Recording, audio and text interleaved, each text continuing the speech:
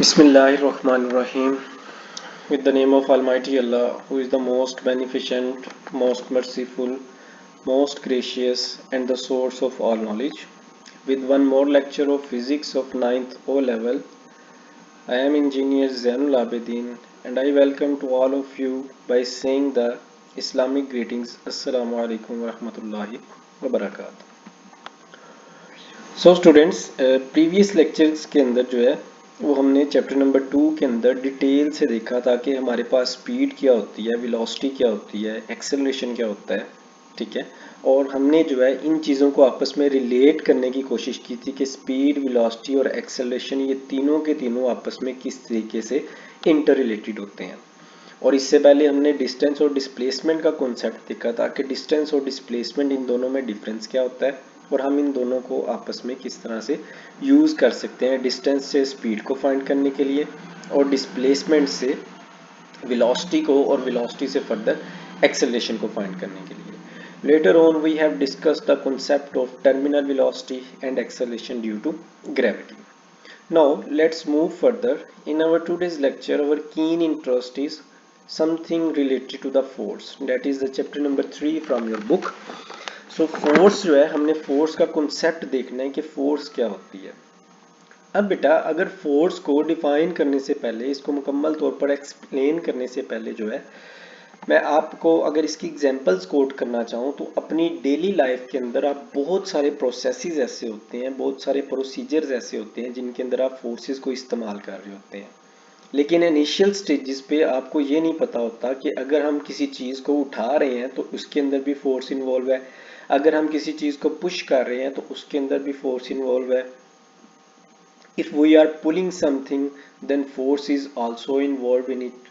If we are moving on a fast vehicle, then force, both two different types of forces are involved in it as well. So अब हमने ये देखना है कि force क्या होती है और किस काम के अंदर जो है किस किस तरीके से फोर्सेस जो है वो इन्वॉल्व होती हैं, किस तरह की फोर्सेस होती हैं, इनको हम कहते हैं, जनरलाइज करते हैं नेचर ऑफ फोर्सेस के नाम से।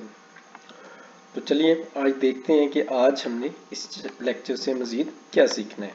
तो सबसे पहले बेटा हमें डिफाइन करना पड़ेगा फोर्स को। तो याद रखें किसी भी चीज़ को अगर आप पुश करते हैं या उसको पुल करते हैं तो ये बेसिकली आपके पास फोर्स होती है, ठीक है। पुश करना या पुल करना, किसी को अपनी तरफ खींचना या किसी को अपने से दूर धकेलना जो है, इन दोनों मामलात के अंदर फोर्स इन्वॉल्व होती है।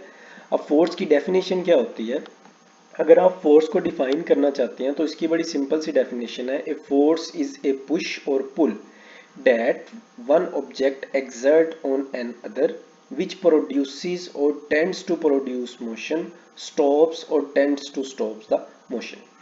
अब इसको अगर सिंपल वर्ड्स में एक्सप्लेन किया जाए तो फोर्स आपके पास कोई एक ऐसी चीज होती है जब जो आप कोई एक ऑब्जेक्ट जो है किसी दूसरे ऑब्जेक्ट के ऊपर अप्लाई करता है, ठीक है, उसको खींचने के लिए, ठीक है, या फिर उसको मूव करवाने के लिए, उसमें मोशन प्रोड्यूस करने के लिए, या फिर जो है आप इस तरह से कह सकते हैं फोर्स इन्वॉल्व होती है किसी भी ऑब्जेक्ट को रोकने के लिए या फिर उसको रोकने की कोशिश करती है। मिसाल के तौर पे इस डायग्राम में आप देख सकते हैं ये पर्सन, लेट्स सपोज ये पर्सन ए है, वो इसको अपनी तरफ पुल कर रहा है एक डोरी की मदद से, एक स्ट्रिंग की मदद से, तो इसके अंदर भी फोर्स इन्वॉल्व है, वो फोर्स अप्लाई कर रहा है। और ये पर्सन बी जो है ये इसको उसी डायरेक्शन के अंदर जो है जिस डायरेक्शन में पर्सन ए उसे पुल कर रहा है उसी डायरेक्शन में इसको जो है वो पुश कर रहे हैं। तो इसका मतलब ये दोनों के दोनों, इसके अंदर पुश भी इन्वॉल्व है और पुल भी इन्वॉल्व है, दोनों कॉन्सेप्ट फोर्सेस के इसके अंदर इन्वॉल्व है। तो यहाँ से हमें फोर्स के बारे में हल्का सा कॉन्सेप्ट जो है वो मिल जाता है। फोर्स का बेटा सबसे पहला जो कॉन्सेप्ट है वो आपके पास सर आइजैक न्यूटन ने दिया था कि फोर्स क्या होती है, ठीक है। इनको जो है वो फादर ऑफ फिजिक्स भी कहा जाता है सर आइजैक न्यूटन को। इन्होंने अपनी बुक प्रिंसिपिया मैथमेटिका भी लिखा था, इन्होंने मैथ्स के अंदर भी काफ़ी सारा काम किया है। सो सर आइजैक न्यूटन ने चूंकि इसका कॉन्सेप्ट दिया था इसी लिहाज से हम फोर्स का जो सबसे पहला यूनिट डिफाइन करते हैं उसे हम कहते हैं वो आपके पास न्यूटन कहलाता है, क्लियर। इसको जो न्यूटन जो है इसको बेटा कैपिटल एन से जाहिर किया जाता है और ये एक वेक्टर क्वांटिटी है। इंशाल्लाह नेक्स्ट लेक्चर में हम लोग स्केलर और वेक्टर का सारा कॉन्सेप्ट जो है वो डिटेल में देखेंगे कि वेक्टर क्वांटिटीज क्या होती हैं और स्केलर क्वांटिटीज क्या होती हैं। सो अगर अब ये वेक्टर क्वांटिटी है तो अभी तक हमारे नॉलेज के मुताबिक जो वेक्टर क्वांटिटी होती है उसको तीन चीज़ें चाहिए होती हैं, एक मैग्नीट्यूड चाहिए होती है, एक यूनिट चाहिए होता है और डायरेक्शन चाहिए होती है इसको मुकम्मल तौर पर डिस्क्राइब करने के लिए। So here we have the picture of the crazy scientist that is known as sir Isaac Newton. इन्होंने सबसे पहले जो है वो फोर्स का कॉन्सेप्ट जो है वो पेश किया था। इसके बाद बेटा आज हमने देखना है नेचर ऑफ फोर्सेस क्या होती है। नेचर ऑफ फोर्सेस में हम ये एक्चुअली डिफाइन करते हैं कि अपनी डेली लाइफ के अंदर हम कौन कौन सी फोर्स इस्तेमाल करते हैं और वो उसका स्पेसिफिक नेम क्या होता है उस फोर्स का, किस किस तर्ज की फोर्सेस होती हैं जो कि हमारे पास डेली लाइफ में इस्तेमाल होती हैं। इनमें सबसे पहले बेटा आपके पास एक वेट फोर्स आती है, किसी भी चीज़ का जो वेट होता है, वजन होता है, सबसे पहले वो फोर्स आ जाती है। फिर टेंशन की फोर्स क्या होती है उसके बारे में देखेंगे कौन सी होती है। फिर मैग्नेटिक फोर्स का कॉन्सेप्ट देखते हैं और उसके बाद जो है वो इलेक्ट्रिक फोर्स के बारे में देखेंगे। तो सबसे पहले बेटा वेट फोर्स क्या होती है। जब आप किसी भी ऑब्जेक्ट को जो है बेटा किसी भी टेबल के ऊपर या किसी भी चीज़ के ऊपर किसी ऑब्जेक्ट को रखते हैं तो यहाँ पे आपके पास वेट का कॉन्सेप्ट बड़ा सिंपल है कि आप लोग अपना भी वेट मेजर करते हैं या किसी भी चीज़ का वेट मेजर करते हैं। सो वेट हमेशा जो है बेटा डाउनवर्ड डायरेक्शन में आपके पास एक्ट कर रहा होता है, ठीक है, और रिएक्शन में टेबल उस पर अपवर्ड रिएक्शन फोर्स अप्लाई कर रहा होता है। और टेंशन फोर्स बेसिकली क्या होती है, यहाँ पे आप देख सकते हैं two person they are actually pulling the same string at different ends at its ends towards their self. ये पर्सन ए जो है ये इसको अपनी तरफ अट्रैक्ट कर रहा है, पर्सन बी इसको अपनी तरफ अट्रैक्ट कर रहा है। तो इसके दरमियान ये जो स्ट्रिंग अब होगी वो बिल्कुल जो है वो पुल्ड होगी, बिल्कुल तनी हुई होगी, इसके अंदर किसी किस्म की ढील मौजूद नहीं होती। तो इसके अंदर जितनी जितनी ज़्यादा जितना स्ट्रोंगली इसके अंदर पुल मौजूद होगा उतनी ज़्यादा हम कहते हैं इसके अंदर जो है वो टेंशन फोर्स एग्जिस्ट कर रही है। उसके बाद बेटा मैग्नेटिक फोर्स आती है। मैग्नेटिक फोर्स बड़ी कॉमन है, आपने देखा है कि मैग्नेट्स आपने डेली लाइफ के अंदर यूज़ किए हुए हैं कि मैग्नेट्स जितने भी आपके पास मेटेलिक थिंग्स होती हैं जैसे कि आयरन आपके पास होता है, ठीक है, वो उसको अपनी तरफ अट्रैक्ट कर रहा होता है तो उसके अंदर जो फोर्स एग्जिस्ट करती है वो मैग्नेटिक फोर्स कहलाती है। लेटर ऑन हमारे पास इलेक्ट्रिक फोर्स होती है। इलेक्ट्रिक फोर्स बेटा हमारे पास फर्दर दो तरह की होती है, एक स्टैटिक इलेक्ट्रिक फोर्स होती है, दूसरी जो है वो डायनामिक होती है। जो स्टैटिक इलेक्ट्रिक फोर्स होती है वो बेटा आपके पास चार्जेस के दरमियान एग्जिस्ट करती है। ये हम शुरू से पढ़ते आ रहे हैं कि चार्जेस आपके पास जो है वो दो तरह के होते हैं, पॉजिटिव चार्ज और नेगेटिव चार्ज होते हैं, ठीक है।